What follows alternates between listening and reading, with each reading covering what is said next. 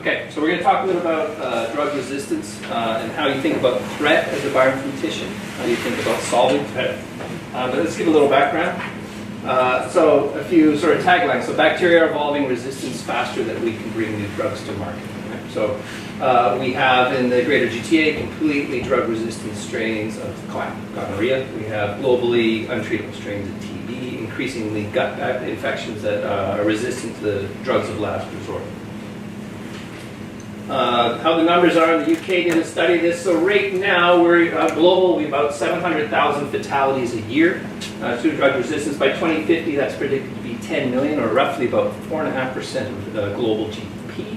That's just mortality. When you have drug resistance, you can't use antibiotics prophylactically, so you can't do chemotherapy, you can't do hip replacement surgery, any organ transplant, or basically all modern surgery comes off the table because you can't control the infection.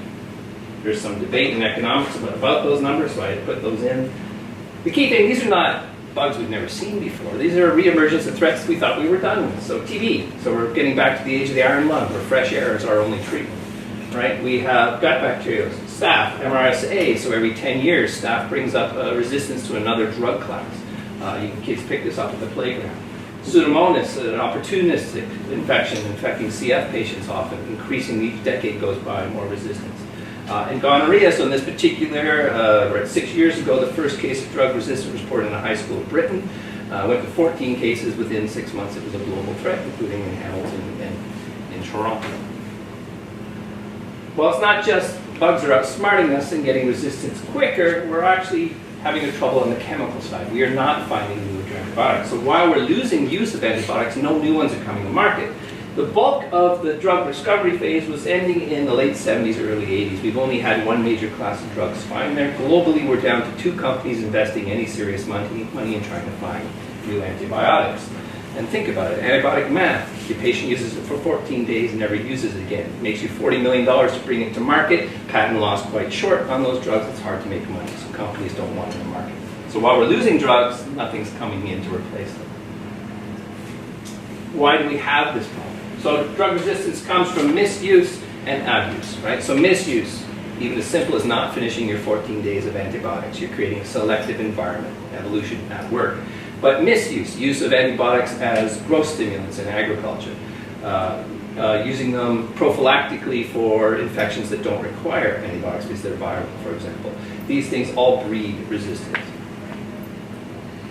Resistance is a molecular function, it's in the genes. So drugs themselves target many parts of the bacterial cell, whether it be the information machinery, the cell wall, aspects of protein synthesis. Resistance comes when we block any of those patterns. So you make the cell impermeable. You take the target so the drug can't combine.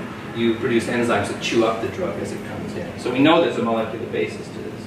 And threats can evolve very quickly. So this is a chart for NDM1. So we're now looking at 2005, basically 2005, 2006. One Swede in India got ill into the local hospital with a GI tract infection, got well enough to fly to the UK.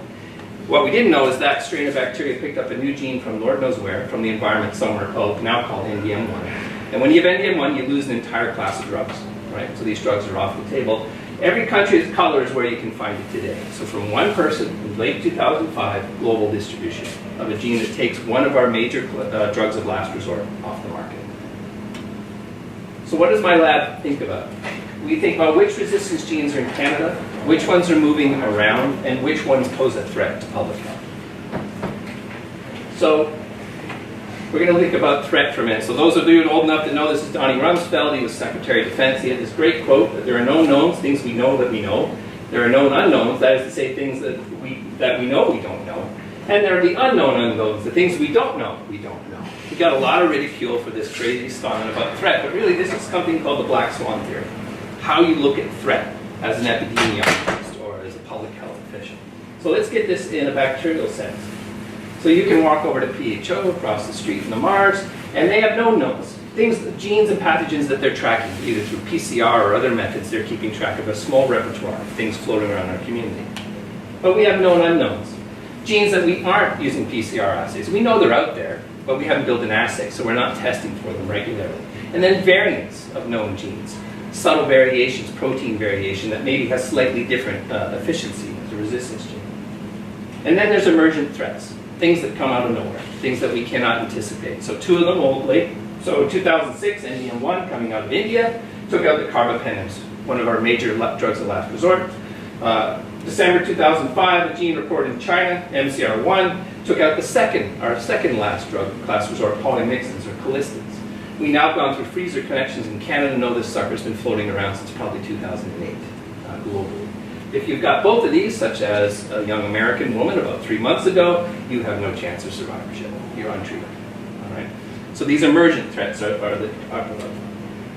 but there's two revolutions we can take advantage of if we want to combat this. One, genes can't hide.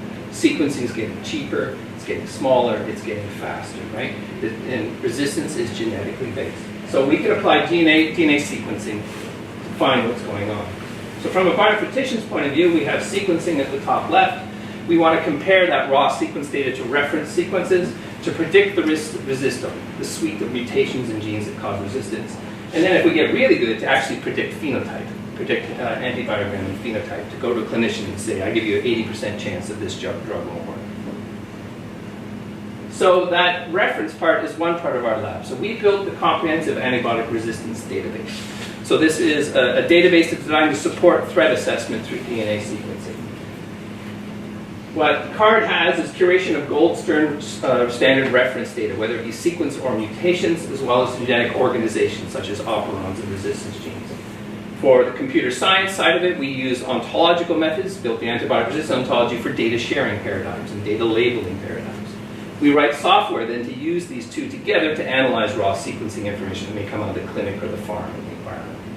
And then finally, we start to work on Internet of DNA, data sharing paradigms. So when we can push sequencers down to the clinical level in every neighborhood clinic or every northern visiting physician, we have the ability of rapid analysis. Instead of waiting 6 weeks to find out there's a new strain of TB, you find out in 40 seconds. Give you a quick glimpse. So CARD is an informatics resource. So this is an aminoglycoside resistance gene, ANT6-1A. It's in an ontological context with basic description, and you have the sequence information and some statistical information for detection and homolog detection. We'll talk about them all for a sense.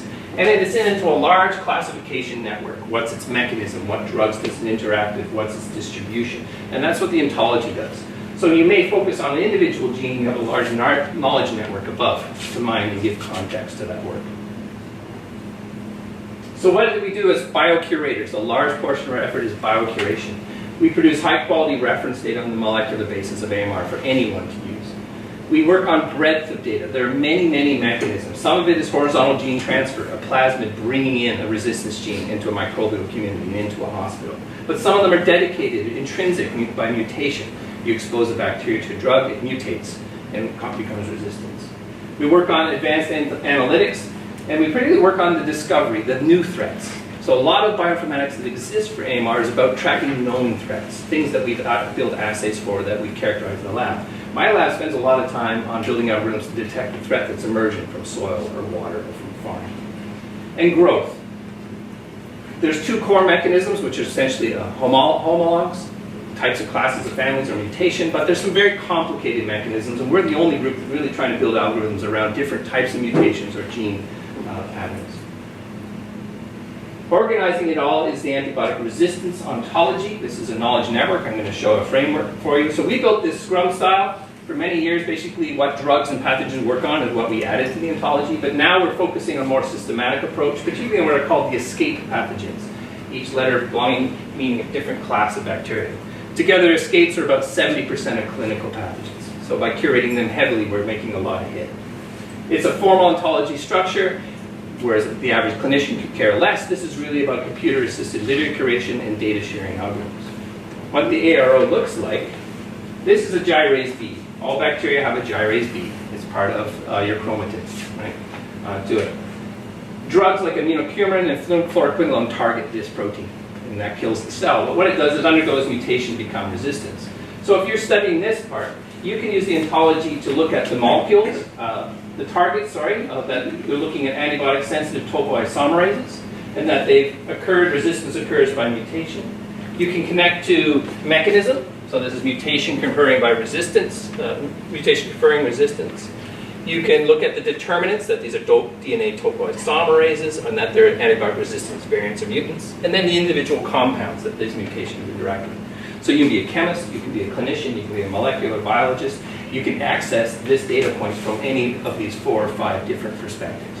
And that's the goal of using ontology in Genomics. So we have this framework. If you've got to compare the reference sequences to predict resistome, you need some models. It's not just naive blast or sequence comparison. That's not good enough. You need a little more context. The simplest of the models is really what's a homology model.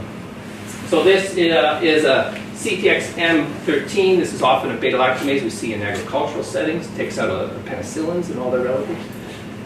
This is a class of enzymes, and there's natural occurring variation. So this model simply looks at how similar you are to a CTX-M13. And we designed some statistical cutoffs. It shows an E-value here, but we're using bit scores and lengths and other things now to say the sequence variation I see in my sample that I got today, sure, it's not identical, but it's still within range that it's very likely to be a functional enzyme and not metabolizing some other small molecule and being completely irrelevant to a clinical setting. More complex models have to do with mutation. So this is a TB EMBB gene, so the ethambutol. TB often resists ethambutol very quickly because all these possible mutations incur resistance. You pick up one of these mutations and you're resistant. So we have to both curate the homology to find these proteins in all the strains of TB, but then also map the mutations that are underlie it to say this is the likelihood you have mutation and resistance. Then you get to the really complex, more of what we call metamoments.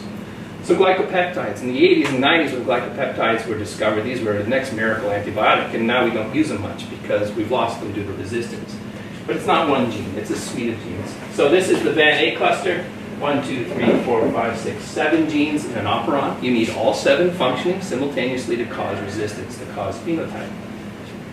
When you're looking from a bioinformatics perspective, you can make BLAST and other model-based that find the pieces, but then you need to make meta-model decisions. Do I have all the pieces in the right order, with the right sequence diversity, with the right regulatory framework to predict phenotype?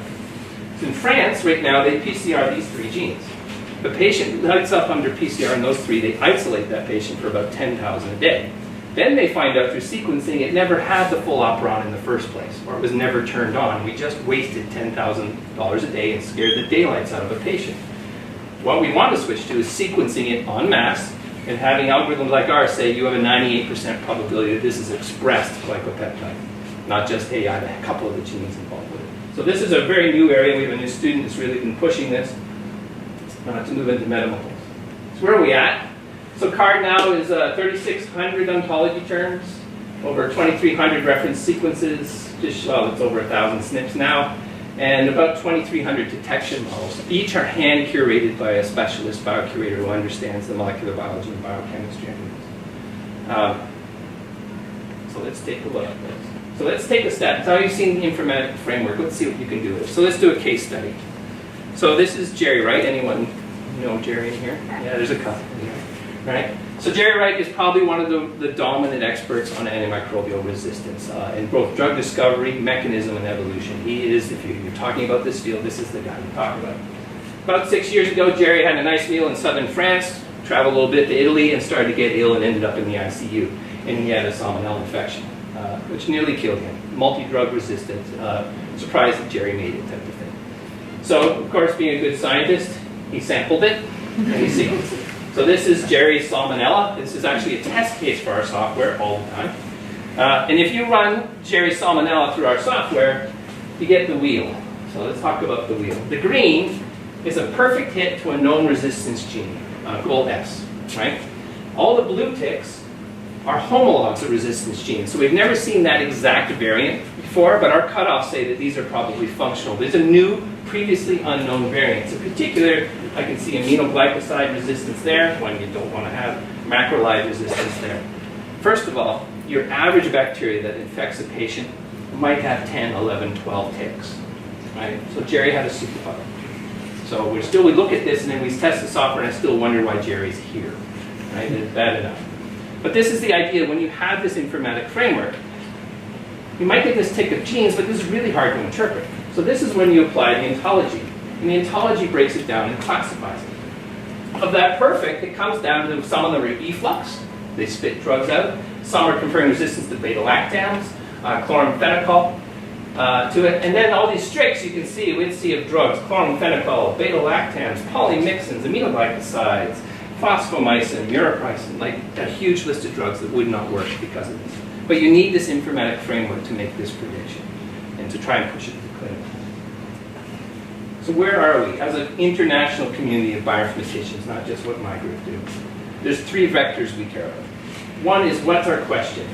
Are we just looking for perfect matches, known resistance genes that float around that we know about? Or are we looking for novel variants? Or are we looking for completely emergent threats, right, as a surveillance tool? What kind of resistance? Is it dedicated resistance? So basically plasmids, moving resistance genes around across strains.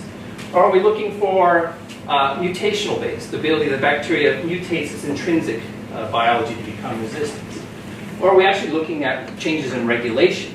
So the cell changes its dynamics and its regulatory patterns. Is our data pretty clean? Is it whole genomes, well sequenced, or shotgun genomes? Or is it messy community sequencing, metagenomics from a gut or a lung sample? Where are we? We're all doing very well on this side. Lots of labs, lots of tools, lots of bioinformatics do well here. 2 or 3 groups are working here. CARD and a few others are working hard. We are one of the biggest on working on mutations. CARD is one of the few really thinking about novel algorithms for discovery. And you notice not a lot done here. Very little on the regulation side, which is a big part of efflux, a lot of drug resistance. And we're not very good at metagenomics at all when it comes to community-based resistance. My lab has some projects on both of those. So with that in mind, if you're going to build software, we build software called the Resistance Gene Identifier. And we take this black swan perspective, and it will do perfect searching. In other words, find the known knowns, stuff we know about. Right? So at MCR1, we're always looking for that gene. We hopefully never see that gene in a patient. Strict, similarity with a model. You're not exactly the same of the stuff we know, but you're probably a functional enzyme nonetheless. Unknown, unknown. And then, if I still can't explain why I'm getting drug resistance, I move into discovery mode. Similarity of homology outside of my cutoffs to try and explain it. So moving into the unknown unknown. So let's look at this one. This is a patient, an infection from a patient, multi-drug resistant CLEB that became a pediatric patient at McMaster Hospital. So we're sequencing about 1,000 clinical pathogens as they walk in the hospital with a poor sick kid. This one we had 3 perfect hits. 2 aminoglycoside, 1 beta-lactam, and a lot of these strict hits. So these hits that were probably functional, but they're not exactly a known variant themselves. And if we interpret that in a strict sense, make sure I don't take these out. My patients lost beta-lactams and aminoglycosides, the 2 drugs that a physician would try first. No wonder this one got tagged to us. And then within all those strict hits, a fairly large diversity of drug resistance. But if in the lab, if I still can't explain why I see the resistance I see in the clinic, then I move into the discovery zone. We look for these weaker matches between proteins. We say, well, macrolides don't work. I can't explain it by these 2. Are any of these weakly associated with macrolide? It might be that. So we can move into a discovery zone. We blinded our software. We said, okay, take NDM1 out, this Indian strain, and say if I sequenced it today, would my software find it? And in fact, NDM was sitting right at the top of the loose list. So we've done well that we can detect that new threat. Beta-lactamases are the easiest to find as emergent threats. So I'm not going to take huge credit that we did a miracle on that software, but so you can scale up. These are Canadian CF patients, cystic fibrosis. They often get Pseudomonas infections. So this is just shy of 300 strains of Pseudomonas. So each column is a different resistotype. So most of the resistotypes are unique, only seen in one strain. A handful of resistotypes occur in more than one strain, or in more than one strain. Every row is a resistance gene. If you're green, it's one I knew about, a known, a perfect hit. If you're red, you're a strict hit. You're a new sequence variant. So what you can see is when in CF patients in Canon Pseudomonas, there's a huge amount of resistance diversity that is underappreciated. We've never sequenced and noticed it before. Whether they all cause phenotype, doesn't know. You need to express the gene at the lab and actually test it, right, to make that point. And there are a few interesting ones that stand out. That whole class is that no other CF patients. Things that you hope do not spread to other CF patients. And we lose sulfonamides as a whole, for example. But we actually got criticized for this paper. Some Brazilian colleagues said, your software sucks, basically. We get CF outbreaks in patients in Brazil, and your software misses it entirely. It's underperformed, we're never going to use it again. And so, not a great day for us. We said, well, why is that? So Brazil has a unique epidemic strain of Pseudomonas. We looked at it, it was not a failure of our software, it was a failure of our curation, the underlying data in the cards. In particular, there's a beta-lactamase called SPM1, which we had added to our antibiotic resistance ontology, but curators had yet to build a model for that protein, so you couldn't detect it. Bicyclomycin, which is a drug that tends to be used in South America, not North America, we had not even entered that drug class into the ARO, so we hadn't even started looking at resistance. Within 24 hours of having this commentary come out, it was now public and all that, but that illustrated a problem. It doesn't matter how good a software engineer you are, if your underlying data is incomplete, you're going to blow it, and that's not good enough for epidemiology. So that goes to the art of biocuration. How we built CARD up until that day was people read PubMed, students, trainees, biocurators. From PubMed, they built models in the CARD. There are a couple rules, such as there had to be clear experimental evidence that the gene or mutation caused resistance, or what's called an elevated MIC. It had to have gone through peer review, the sequence had to be in GenBank. You didn't pass those three, you don't get into CARD. But we missed Brazil. We missed a very large country with a significant problem. So what did we do? We took two fresh undergraduates that were joint biochem comp sci students. One of them escaped halfway through to Harvard, unfortunately, and we built text mining algorithms. So every month we run what were called the card shark. So who's a card player? Card shark, you're flipping your cards and you magically put the card you want on top of the deck, right? So card shark shuffles through PubMed every 30 days and takes the papers that are most likely to be valuable to CARD and puts them at the top of the deck. They're the first ones the curators will read. It prioritizes PubMed on that. And that allows us not to miss things. And in fact, when we blinded it, the Brazilian papers were in the top 10 of the card shark, right?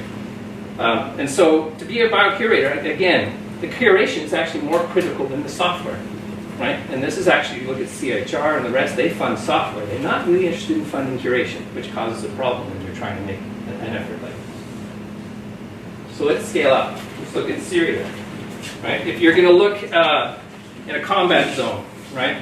So this is a perfect place to breed drug resistance. You have field hospitals, you have patients that are migrating that can't finish their treatment, right? You have people with multiple complicated wounds, multiple drug use, you get incomplete drug use. This is a breeding ground for infections. So combat refugee situations are a massive problem when it comes to creating drug resistance. So it is predicted that the next major resistant class is going to come out of the Syrian conflict. So what do you need informatics to look like when we sequence at every hospital, every clinic, every outbreak, every war zone, every refugee camp? So how do you build a surveillance network for resistance? How do you scale up to global, which is really our long-term plan? So we just received, with colleagues at Dalhousie, with colleagues at UBC, SFU, as well as the Public Health Agency of Canada, 2 big genome Canada grants to work on this specific problem.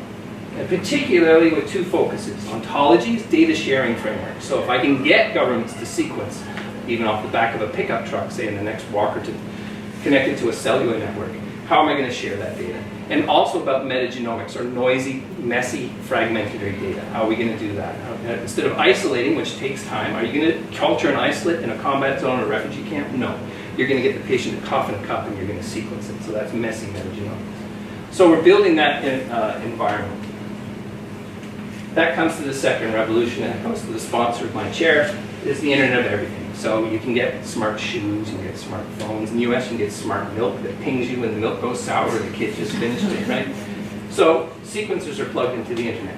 Sequencers are now getting down this small with nanopores, right? So my fantasy, and this is adapted from the last Minister of Health, is a kid comes into the Canadian North not breathing well. Currently, they would cough in a cup, that would be shipped off to Ottawa, undergo culture for 3 weeks, and maybe 3-4 weeks go by before they confirm it's a new strain of drug-resistant TB. Now half the community has it, right? The scenario is they cough in that cup, it goes through a field centrifuge and into a nanopore, and 40 seconds later, the Minister of Health gets a red flag email that there's a new strain of TB in the north and send a response team now, right? That's what we want to build. So that's what companies like Cisco do.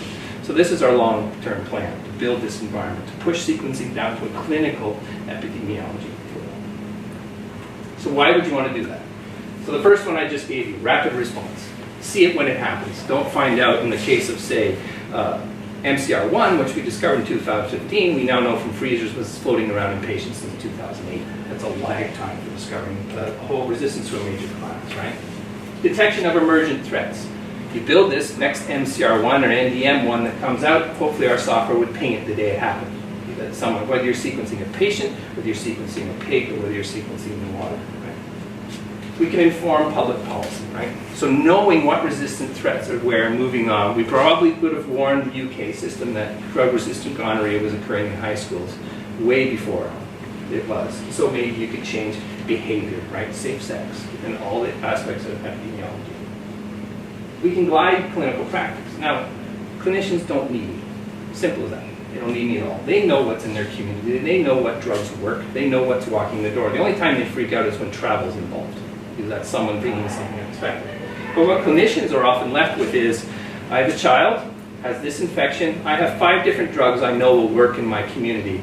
I don't know which one I should use to cause the least harm, to save my patient, but to not cause further resistance and create a community problem. That's called stewardship. When you have data of what sequence and what resistance are underlying the community, you can actually guide the clinician and say, look, out of the 5 drugs that will help your patient, we would like you to choose drug number 4 because it's least likely to create more resistance in your community.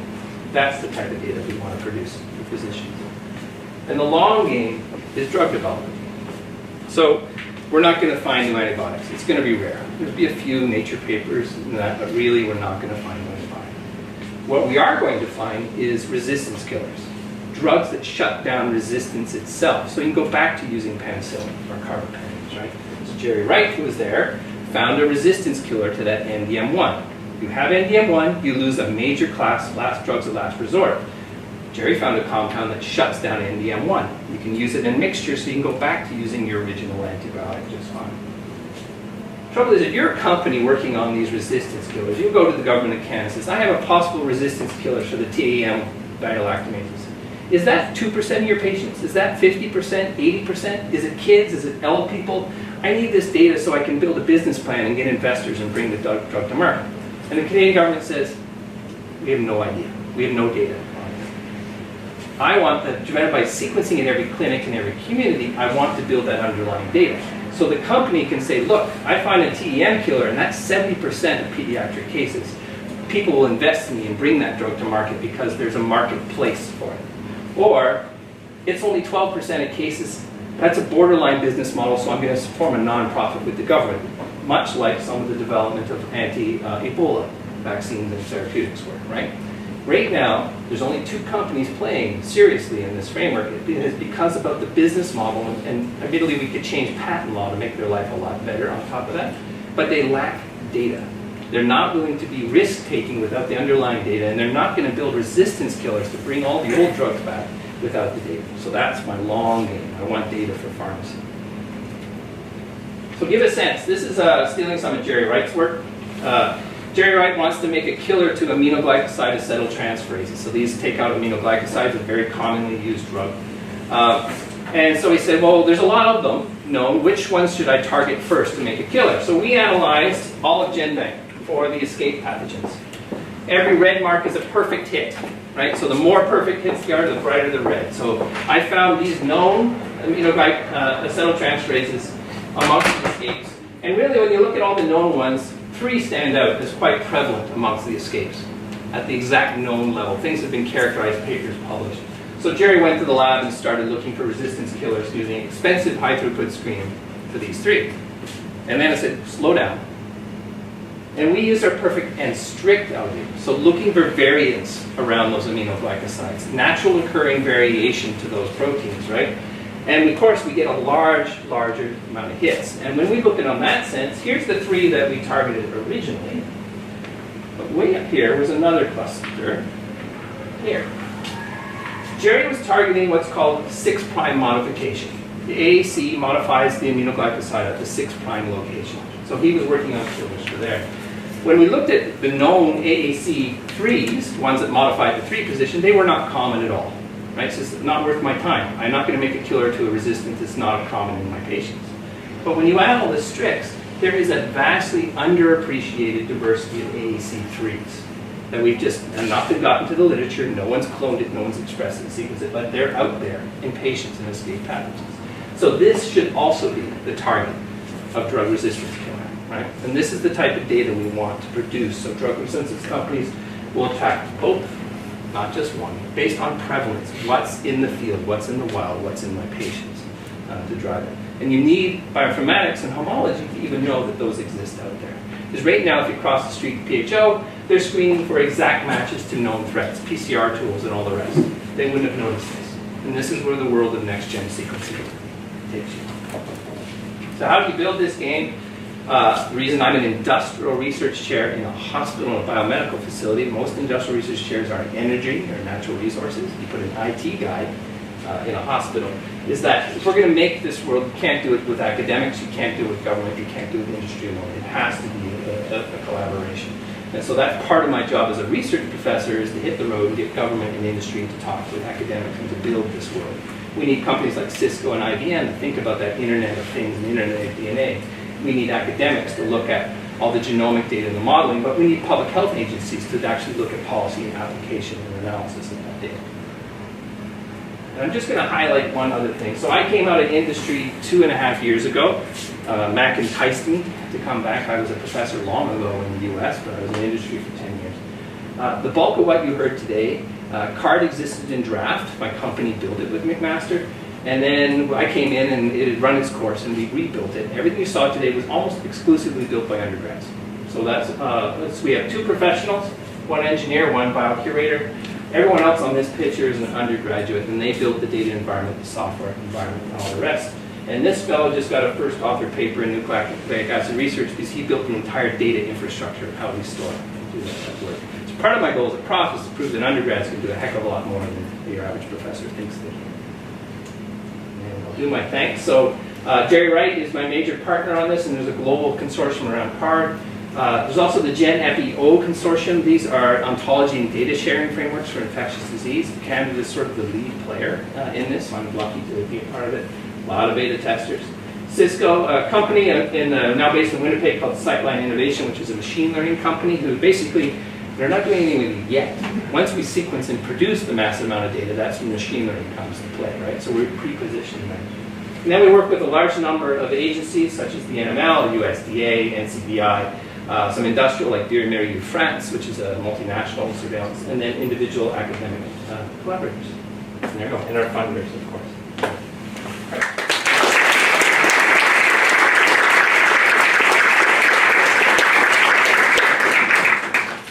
Questions?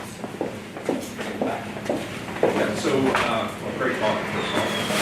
I'm wondering how you deal with, I'm sure you know that many of the in vitro predictions of resistance to pretty well. Yeah, how do you deal with that?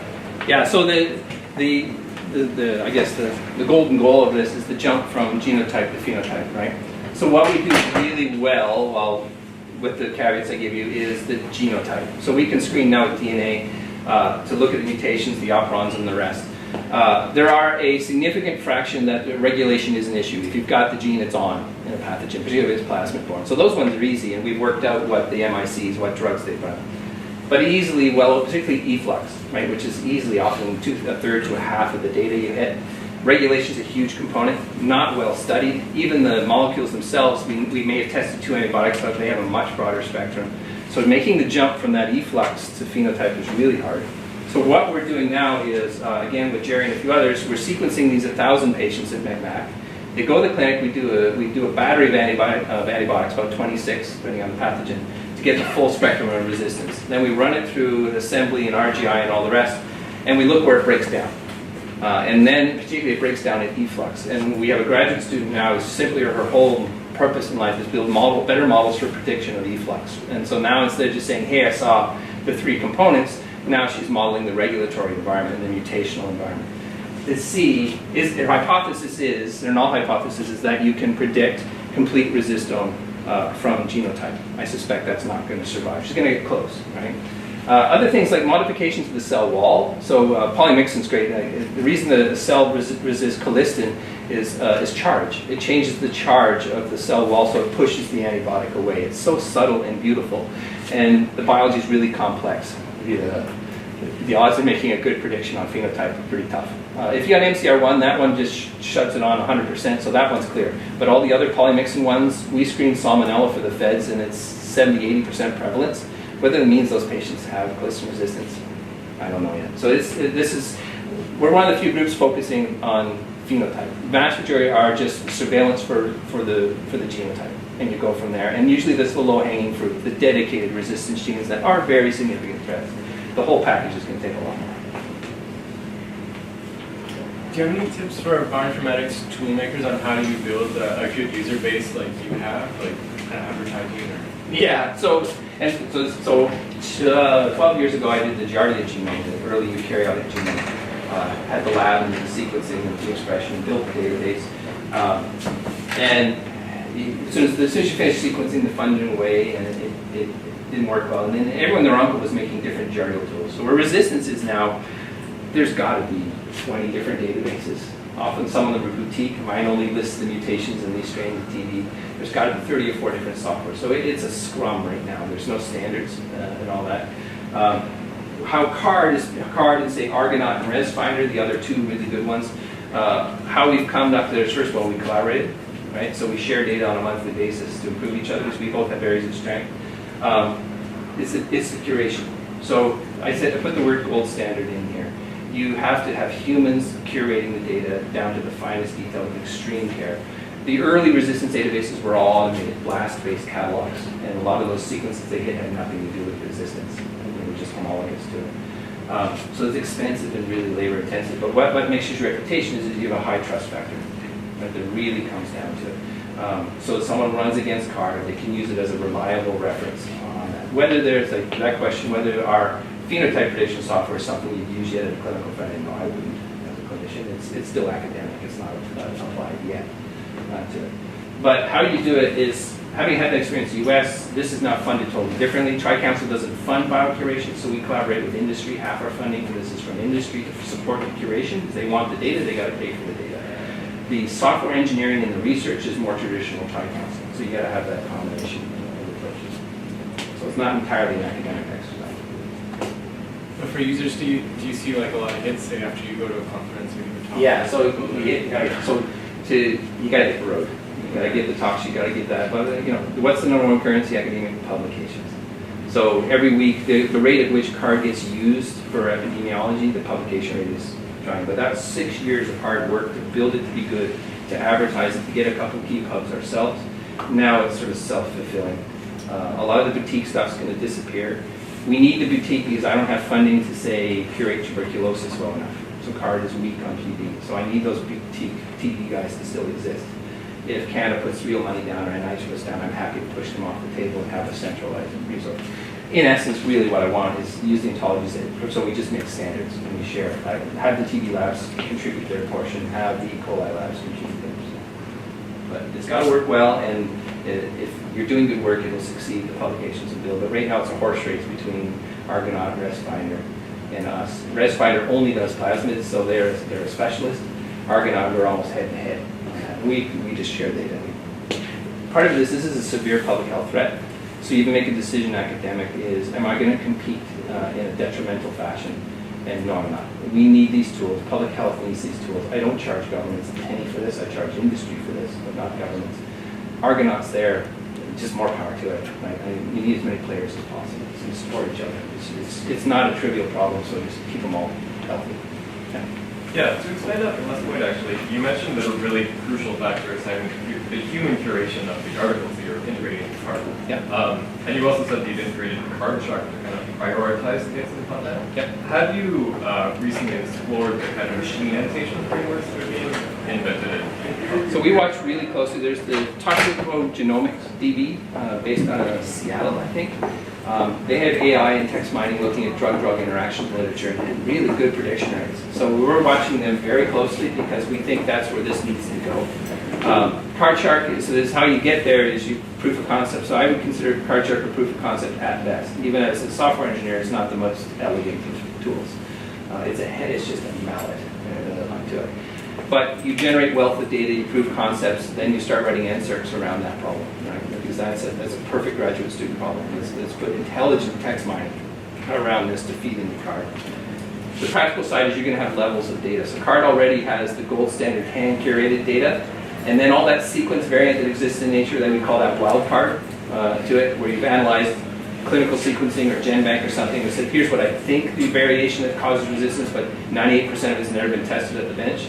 So that's category 2 type of data. And so we make those very clear so the users know what they're looking at and what you can trust it for. So a clinician would never touch the wildcard data, right? But a MolEpi, someone at PHO would look at that. Please. You mentioned that the metagenomics effort is a little bit on the weaker side. Could you say more about that and what you'd like to see? Yeah, so part of it is lab-wise. There was so resistance folks, they're still, for the most part, not doing sequencing. So whereas many of our communities in eukaryotic biology, model systems biology, hit genomics and RNA-seq and ChIP-seq and methylation-seq fast, microbiology and resistance and public health have been really slow to adopt to it. So sequencing, you go to the meetings and you feel like you're 10 years behind because they're just barely starting to play with sequencing for the first time. So the wealth of data hasn't been there. Same thing with metagenomics. There's really only a handful of papers looking at metagenomics and AMR, and they all go for the low-hanging fruit, the dedicated, easy-to-see resistance genes. Mutation is a huge component. It's really hard to be sure if you're doing just read analysis of metagenomics if that mutation was a real mutation or was a sequencing error. Those statistical methods exist in eukaryotic biology. There's just hasn't been enough people applying them to it.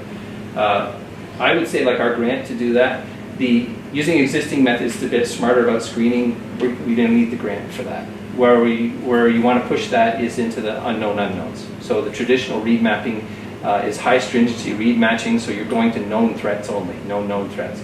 If you want to do metagenomics to say, hey, this patient has picked up some brand new beta-lactamase, now you're doing homology assessment on fragmented data, and now you're getting to really interesting bioinformatics, really. But part of it's just adoption, right? A lot of the tests, Ontario is ahead of the curve, and you now sequence it when it comes into PHO immediately. But even 3 years ago, they were culturing it instead, right? And that's a long run. Vast majority of public health are just culturing. 2 weeks. If it's TB or S enterobacter, it takes longer to it. So there's just a lag in implementation. Jerry? I was actually going to ask the exact I same got you. question. I'll ask a different one then. So, do you put raw sequence reads into CARD or assembled genomes? So can you do both? the card that's available that's ready in that is assembled or sequenced strains, so it's not metagenomics.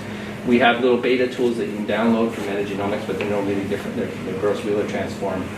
It's just application of existing stuff. This Genomes Canada grant, the milestone is at the end of the 2 years that we will have something much more sophisticated for AMR metagenomics.